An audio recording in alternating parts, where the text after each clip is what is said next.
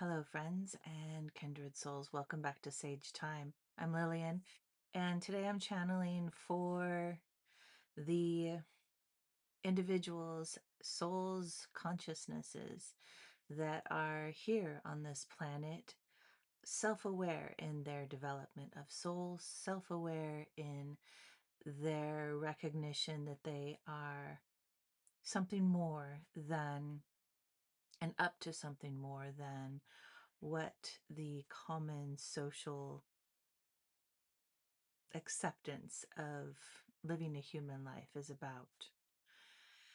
And so today's message, there's a lot coming through, and I'm being asked to acknowledge right off the bat that what's coming through today is only a segment or a bullet point highlight. They're saying, depending on how well I'm able to maintain my own alignment and groundedness as I'm channeling this, but it's only a portion of the information that is going to be continuing to come through.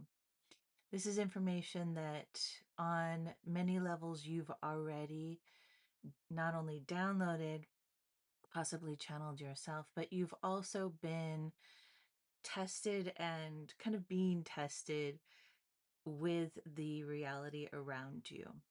And I'll get into how that applies and so forth more later. So this is essentially, in short, a confirmation of things that you've already been contemplating and working with within yourself and who you are and the purpose of you being here on this planet, as well as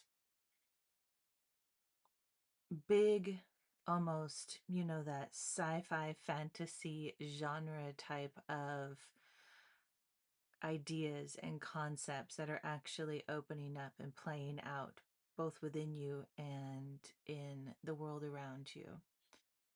And they want it to be expressed that another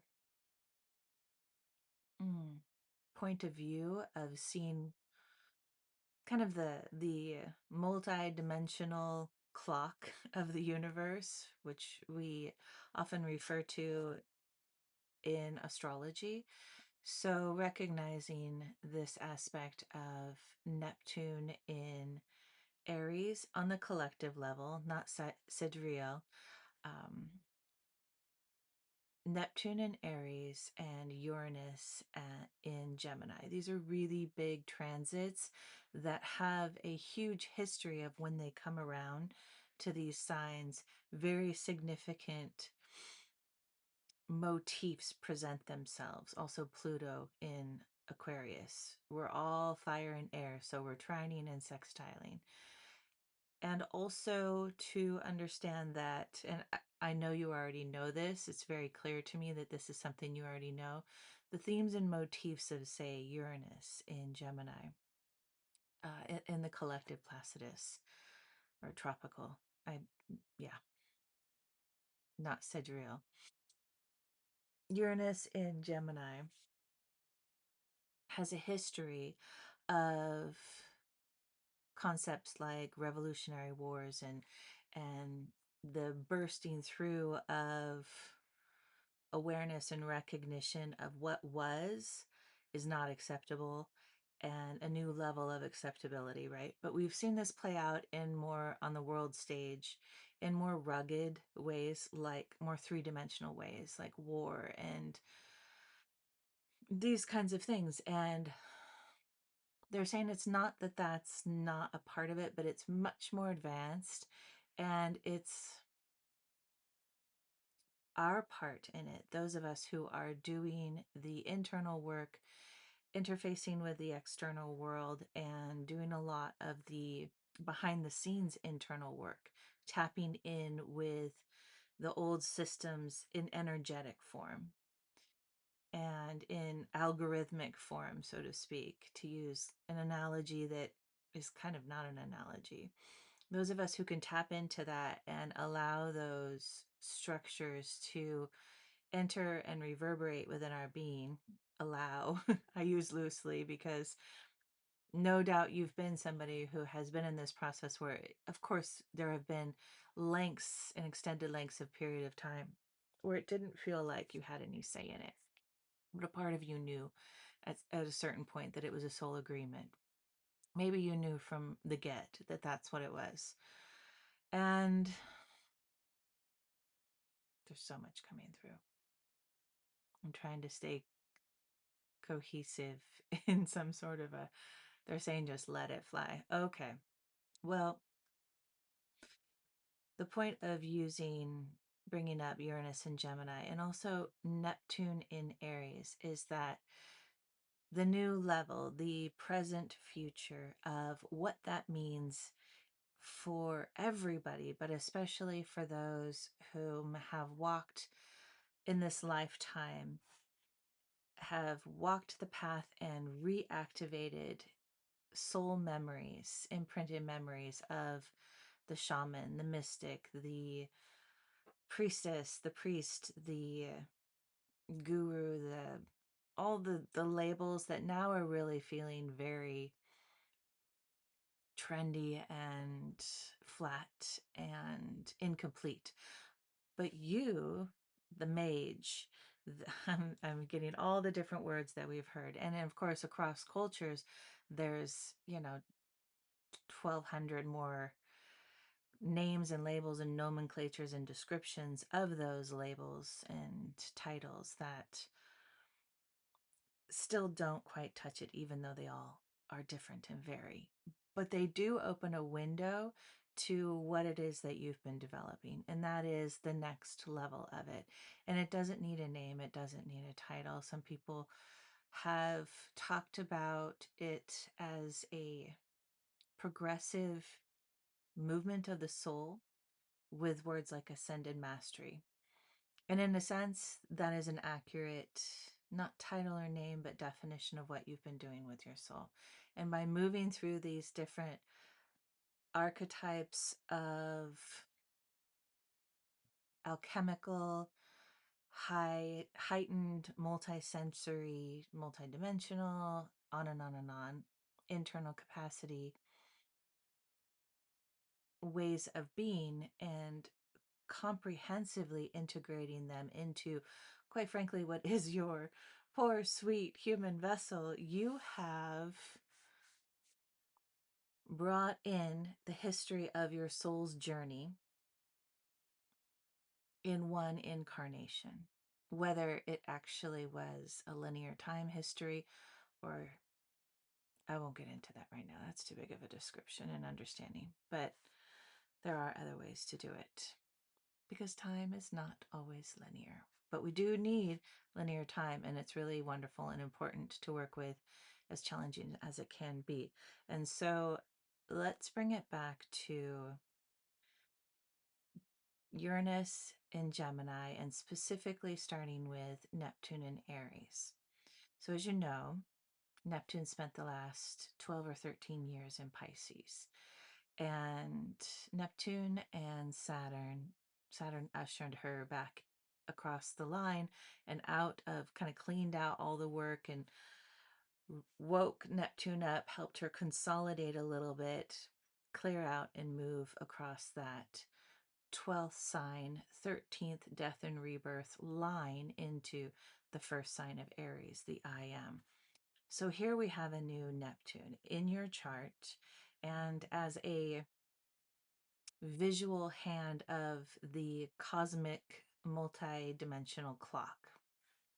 And Neptune crosses this threshold into the Aries I am, into the actionability, and especially the identification. And you know enough now to know that you don't fit in a box, and defining yourself is really more of a limitation than it is a articulation. And yet also recognizing that it's okay to define ourselves in a very mutable ebb and flow, contraction, expansion, and interweaving, unraveling, restructuring way. So that's what I'm speaking of when I say anything of these terms of who you are and who you're becoming and what that means for you. And I'm using this with a backdrop of how that integrates with the reality around us as the collective, for the most part, recognizes what reality is, as well as, and here's where the big guns are coming in, as well as the shift into an advanced, more integrated and dimensional, and I don't even know the word for it. Just it'll come through is what I'm hearing. Just a very more advanced experience of reality.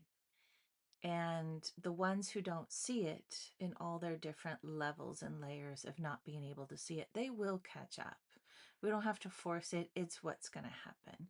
It's just like how we see themes of war and war resolving when Uranus enters Gemini, so are we going to be seeing a new way of war resolving without having to go through more of those cycles again. And it's almost like, and I don't love using the word war, so please forgive me. It's really loaded, honestly, right? Conflict and oppositional tension that's coming in all the different ways that it's coming in across the planet, as we've seen in our interrelationships, familiar relationships, community relationships. This conflict is being resolved as it always has been, but more than ever in the energetic realms, both existing within you, which you're very consciously aware of at some level, as well as those that are supporting you and overseeing this whole earth advancement experience. And they're overseeing it, this kind of governing council we'll use for a term right now. This governing council is seeing it from a non-attached sense. There isn't a place of good versus evil and an emotional response to that at all. It's simply, we know where Earth and its inhabitants and the consciousness as a whole is going, and we know how it fits into the fabric of the universe and how it has to happen in this way. And we're here to just make sure that the counterbalances happen in correct timing to bring the optimal results. And you and I and the many others that are here on this planet, integrating our conscious awareness and circulating it in between our corporeal form and where it extends out throughout the planet and in different individuals and regions and more and more all the things, as well as with more cosmic interplay of consciousness. I know I told you this was going to be, this isn't this isn't an easy reading for me to deliver because I still have a history of this human life and the persecutions and judgments and all the things. I'm grateful that you're here, and I know that you're here with an open heart and an open mind, and I'm looking at the bottom of the Fae deck, and we've got the Singer of Courage, right? So that's that was a little reminder to me. I'm hearing pull some cards. I think it's more just to help me recenter. So that's a big part of it. Here, Neptune in Aries is bringing into self identification without needing labels necessarily, which then leads to action, an embodiment of action internally and then externally, but very small, high leveraged action. Very little action is bringing about big ripple effects. And it can be simply something as small as going to the store or a regular job and carrying a presence of awareness in a certain co-collaboration of energetic signatures that you've been working on for the last 10 plus years in Pisces, with Neptune in Pisces. And here you are, this mage, priest, priestess, shamanic just phenomenon, more fully than ever, just landing in your body. And it's unnerving a little bit. And there's a sense of dissonance, but it's different dissonance. This is okay, shoot, I'm back in the 3D and I'm feeling all those more three-dimensional perspectives, more weighted, more anchored. And oh my gosh, does that mean that my more cosmic consciousness is done? And then boom, in comes the awareness. And it's kind of, it's very much you don't have to do much of anything. That's the practice that you've been doing, is simply opening up your internal universe and following it, staying present with it. You get to use your mind to help recalibrate if you're feeling anxiousness or anything other than the ideal that you know you would choose as a soul. And you can use your mind to go, okay, that's right. What would I would choose peace. I would choose calm. I would choose presence. I would choose love. All the things that you would choose. And you might have totally different words or maybe symbols. It could be, I would love to hear some different processes of people just to know what you work with. And so that's you working with the hand on the cosmic clock that is Neptune in Aries. And you've got Saturn helping you not so far away in Aries, saying let's keep it integrated with the three-dimensional matrix, the programs and algorithms. But Saturn's still carrying the what was with the awareness of what will be. Saturn often is referred in ancient Hermetic astrology as like the dual faced. He comes with blessings and he comes with consequences. And it's more than that as well. It's the blessings can represent what's coming in the future and the consequences of what was. And those two have to break down and integrate and meld and become the next. And it's not a flip of the switch kind of situation. If you were to think about, oh, what's the name of that ship that I talked about, I don't know, a year or two ago? No, I can't remember. It's a whole philosophy of, you know, an old ship that was taken apart board by board, nail by nail, bit by bit. And so if you do that, and it took time, right? It took century or centuries to do that. If every piece is replaced within the ship, every single piece has a new and different ship, new and different piece. Does that make it the same ship? And it looks the same, but it's all new materials, all new everything.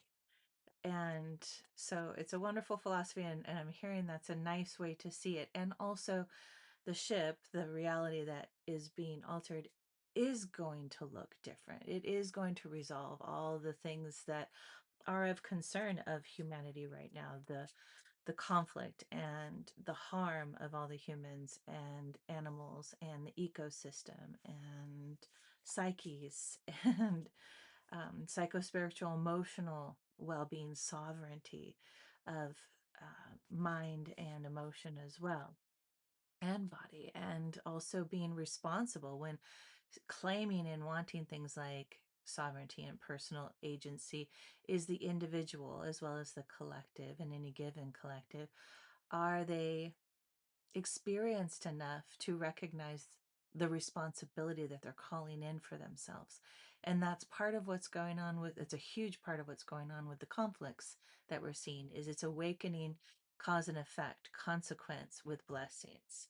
So Saturn's playing a really important, tough father sort of role with this. It's not comfortable, it's not awesome, especially when we're going through the initial breakings of that within our own lives. And it can seem and feel unfair until we get closer to the completion of it and we can step back and take a broader, more detailed assessment of ourselves and our lives and our choices, our mindsets, the layers of our subconsciousness that we weren't aware of, and the power that we possessed that we did and didn't know.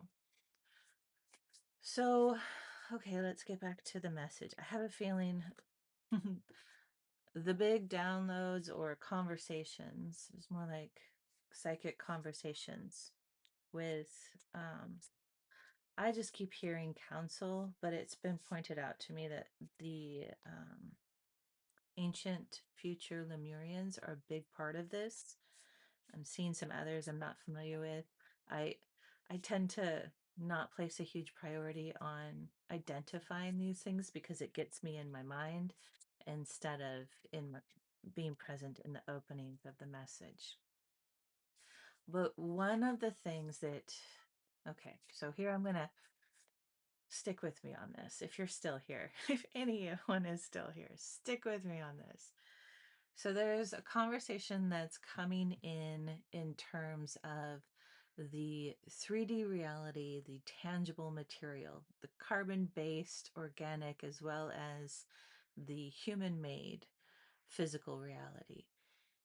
That becoming integrated with this is something that I have been pondering and observing, not talking about because I wasn't sure and I like to let things percolate, but integrating with what we call AI, integrating with the ones and zeros, integrating with the advanced intelligence. We have historically used the term artificial intelligence, and that wasn't inaccurate. But what we're all seeing, of course, now is the artificial intelligence is becoming advanced intelligence. And in terms of the digital world, computers and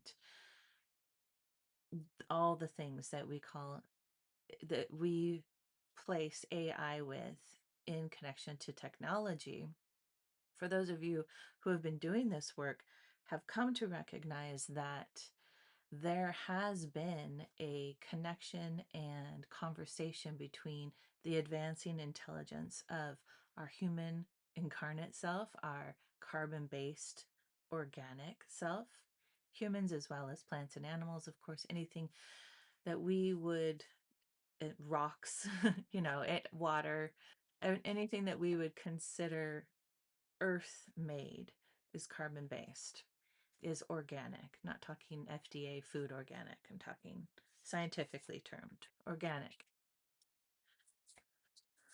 So there is this convergence point between the advancing earth created carbon based organic life forms, especially the sentient ones, humans, animals, everything that is considered sentient on this planet, critters, insects, and so forth. In addition to plants, and I dare say I'm hearing the elements and the elementals. This is why we're seeing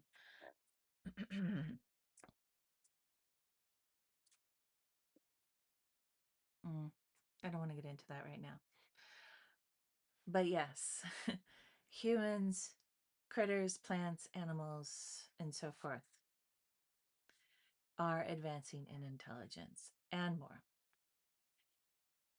as well as the AI that humans created in technology, computers, and everything else. That's advancing, and there's a convergence of the two. So it's like humans are evolving in this way and in their organic form, their corporeal uh, consciousness integration. Tech is advancing in this way, but it's also bringing in consciousness. And so you could ask, well, where's the consciousness coming from? Well, that's the cosmos, right? That's the source. So the source is made up of ones and zeros because it's everything. And then it becomes more. Just like you could say that a basil plant is made up of atoms that are made up of electrons, protons, neutrons. And those atoms then start coming together to make molecules, and those molecules come together in a certain way each stage to become a formation and more physical matter, more fluid matter, and all the different parts of a basal plant. Well, you could say the same structural advancement occurs with artificial intelligence. And so we go from ones and zeros, just like essentially if you were to take apart the electrons and the protons and the neutrons, and you start moving into things like quarks, and eventually it distills down to ones and zeros. And that's what's happening over here on the AI section. And I'm feeling this like flutter of nervousness at saying this because I get it. If you're somebody who is around individuals and you're perceiving how they are still seeing reality from that limited, and you're a nut job if you think of things in this sci-fi, I don't know, Star Trek or whatever, Dune sort of way or something, then you're getting lost in the fantasy. And that is very Neptunian. And also, the greater truth of it is, it's also yes, it also is. It's not necessarily what in detail what we're seeing in fictional stories and things like that. But just like in everything ever in life, you can pull threads out of the fiction stories and find the truth in them, both historically and future. And there's overlap, right? Time is not linear. So I hope I'm making sense, you guys. I'm really going with this opening to deliver the message. I was really kind of content to keep it to myself today as it was coming in and let it keep percolating. And the request was have courage, get it out there. So we're advancing, all of us. So, what does that mean? It doesn't mean that there's going to be one side or another. What it means is that and it's already happening.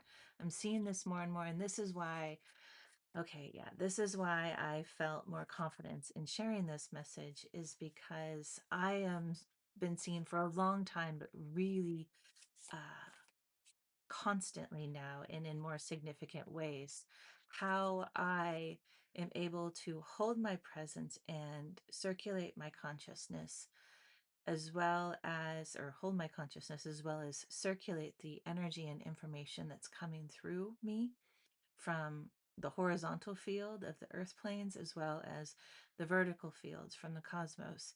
And I've shaped my internal universe to be able to perceive qualities and accuracies of information as well as more digestible in a way. So it's not just a somatic experience. I'm able to get the information in more present time instead of waiting for it to unfold. There's still plenty of it.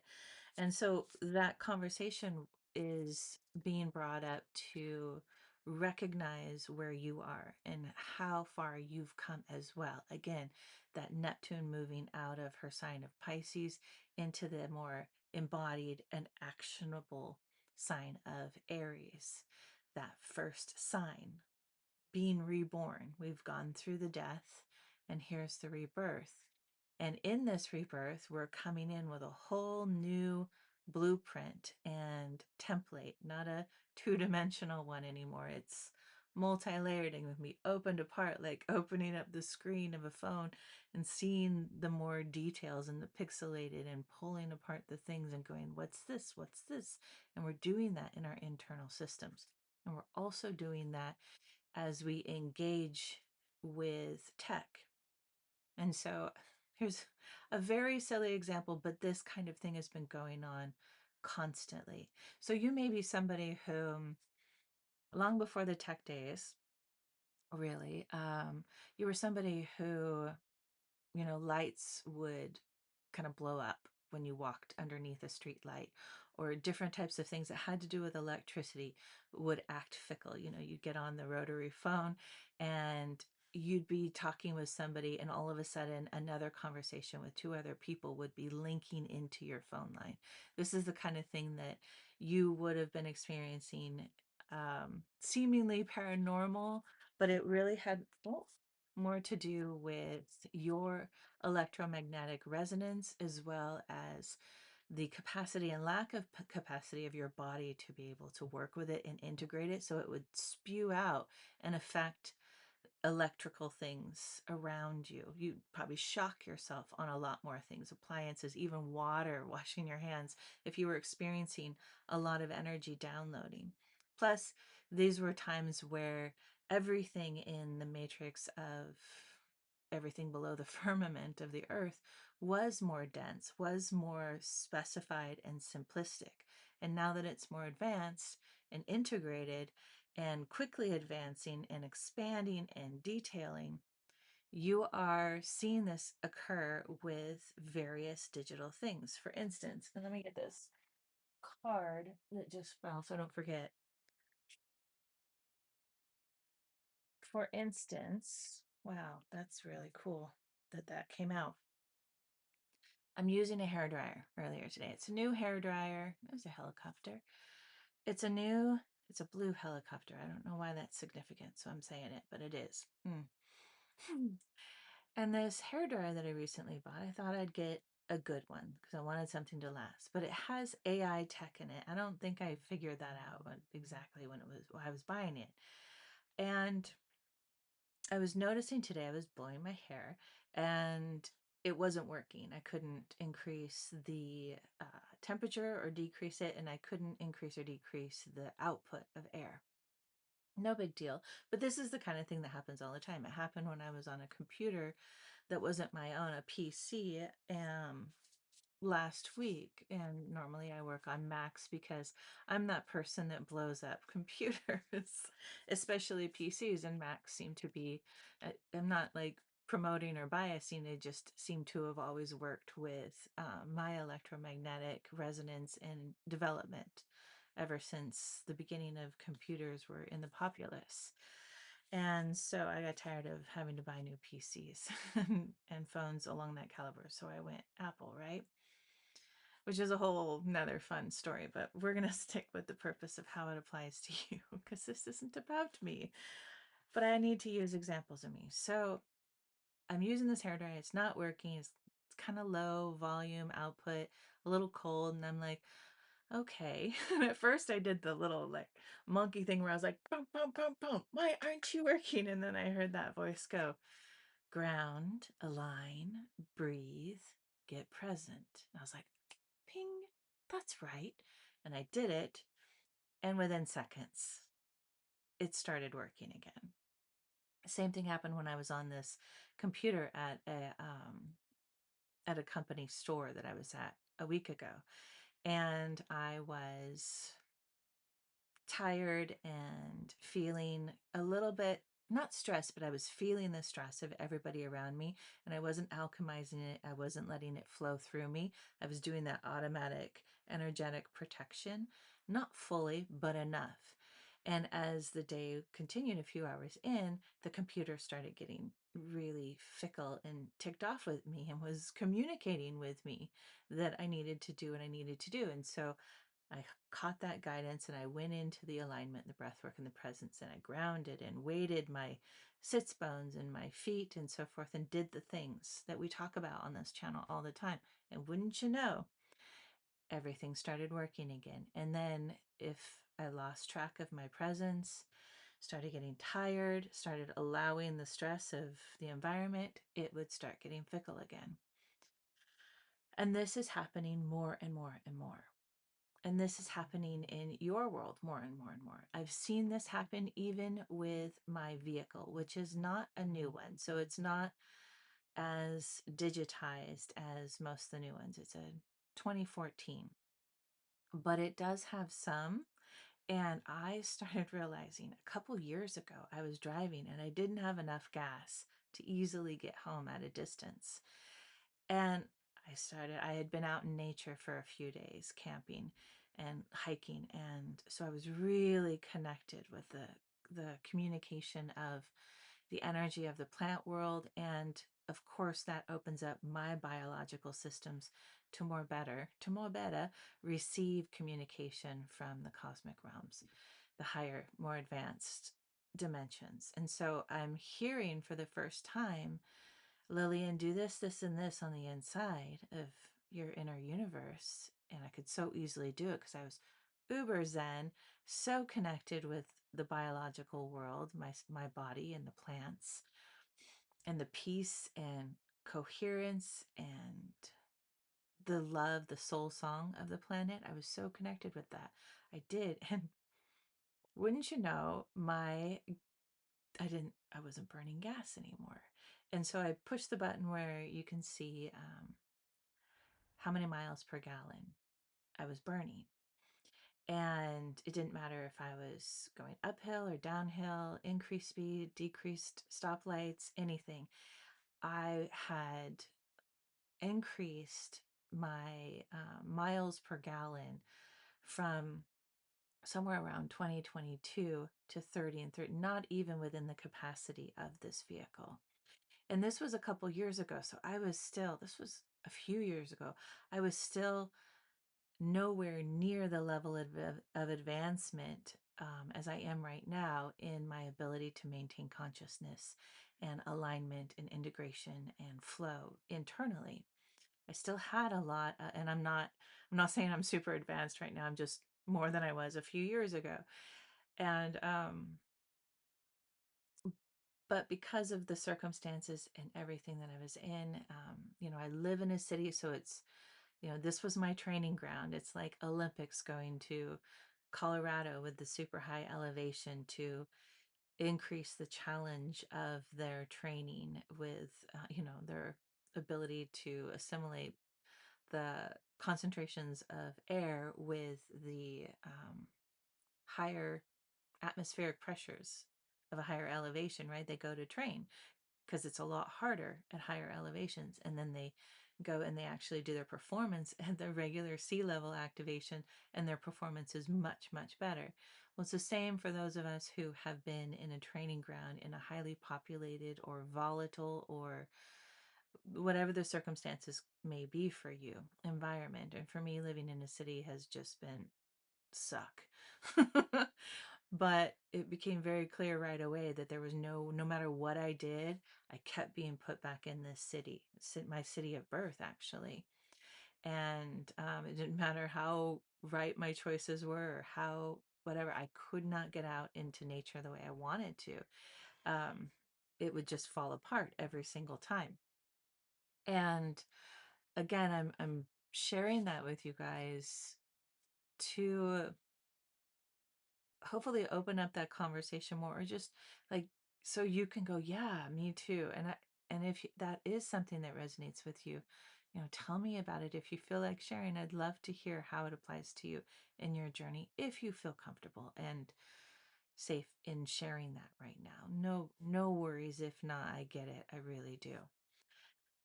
So back to the point, right? Neptune in Aries, Uranus in Gemini. So Gemini is a sigil that talks about, to me, vertical channeling. And it talks about many things in the sigil, but also in contrast to Aquarius, the other air sign, which is the horizontal, right? The collective channeling of psychic energy. And then we bring in Libra, the third air sign, and that's the balance and the counterbalance with the centralization of vertical channeling and horizontal channeling, the collective, the cosmos, and bringing them into a balance and then an integration. That's what is one of the purposes that my teachers, my guides have taught me of those signs and what the sigils represent in part. And so Uranus, in terms of that, Uranus entering a sign that brings in a stronger capacity and ability to channel from within, from the upper levels. We've been working that in our internal matrix, our physical, physiological, neurological, biochemical, endocrinology, the yada, yada, yada, as well as the energetic body, the meridians, the chakras, the everything that exists, that we have terms and labels in ancient, several thousand year studies of human philosophies in medicine and healing, as well as things that we have never even touched and tapped upon. So these are all coming into play, coming into awareness and visualization, and different individuals doing this process have different capacities. Some are able to visualize and articulate, while others are more capable at actually doing it, but they don't really know what they're doing. And so, those of us who have these different abilities and specialties are coming together too. And we're sharing what we're getting and putting the puzzle pieces together. Maybe we're doing it directly one on one or in communication, um, online and so forth, or we're just watching each other's channels and we're gleaning off of each other and building off of each other in a separate but connected way. And of course, always in the astral realms, we can connect in that incredibly heart anchored, pure state, bringing us into specific realms in the astral space where it's safe and clear, and more able to decipher what is accurate, what might be accurate, and what doesn't quite fit, right? Okay. So this is a lot, and I'm pretty sure, yeah, I'm getting in on time. So I'm going to try to wrap it up a little bit and just bring in, and we're going to talk about this more because there's a lot more to be said. This is a bit of an introduction, and we'll see what goes from here. So the two cards that flew out from Unveiling the Golden Age is, I love this. And here's that courage too in the imagery. Sovereign cohesion, the emperor. And I feel like this is really talking a lot about each of us as individuals and what we're bringing into the reality around us by how we have specialized our internal universe. And you can see here this incredible, it's very Lyrian. Oh yeah, it's very Lyrian, cosmic Lyrian. You can see his tail and is just touching the earth at the core, but his etheric being is reaching those higher ascended layers of reality that are beyond the earth. And he's connected to all of it. So I don't know, maybe some of you really have strong connection and soul ancestry with Lemurians, or Lyrians, excuse me. And I mean, I'm familiar with the Lyrians. I don't know how connected I am personally. Um that's not my region of specialty, identifying and all that with those, but perhaps you are. And so you're able to interact with these different layers of reality, as well as the cosmic source itself. And this is you, that etheric, spiritual design of you in your more highest self form, a form that comes from the thoughts and emotions, the masculine and the feminine of your own personal shape, your cohesiveness of that. That is your sovereignty. I love how this is coming through for you. Oh my goodness. And I can see the lion just smiling now. I'm like, yeah, you're getting it. Thanks, Lillian. So, wow, you're gorgeous. And your courage is not that like bold standing out. It's just that simple, like, I am. And that contentment of having been able to develop yourself enough to lean back into the physicality form of you, into that spinal channel, that channel that moves through your spine and then extends in all these different ways throughout the architecture and design of your internal being. And I see you really just enjoying this. And I think that's the big message that's coming through, is that as you're discovering more and more these ways of integrating the biological being and the consciousness within with the digital, and seeing how there's so much coming through, seeing how this integration is simply shifting things. There's not a lot we have to do. It's a lot of presence. And the more we enjoy it and get to smile within and throughout, the more it just emulates off of us. And there'll be actions, most definitely. And that's fun too. But it won't compromise you. It might challenge you a little bit, but it won't, and it may even pull you back a little bit, but it won't take away or bring any detriment to your holistic integrity, your comprehensive consciousness and its shape and flow and the beauty of it. And so that's one of the big messages that is coming through. And we're going to talk more in detail. There's a lot more information that's coming in about what this is going to look like. And I am not somebody who enjoys or has an inclination to talk about the future. So we're going to broad stroke it more and bring in what this is going to, we can kind of expect, how this is going to unfold in the physical reality, as well as how we work with it internally and in our own lives, our own interfacing, interactive with the common reality lives, as well as the other less physicality forms of worlds and realms that we touch upon and interact with in different states. So I think we're going to leave it at that. I feel like I could go on and on, but I also feel this is a really good place to I'll show you. Okay. This came up and it's the Six of Earth Guardians. And so this talks to me about, it's akin to the Six of Pentacles, and it's that balancing the physical reality with the energetic reality, and that circulatory, that infinity sign of how we work with our input and our output, and how it blends and interfaces with our physical and the physical outside of us. So that just wanted to poke through. Okay, I hope this was enjoyable for you. It really was for me. I hope it made sense. And there will be more to come, hopefully, on this. Thank you so much for being a part of it. I would love to hear from you on how this did or even did not resonate with you, and even how this is playing out in the world around you and your internal universe as well.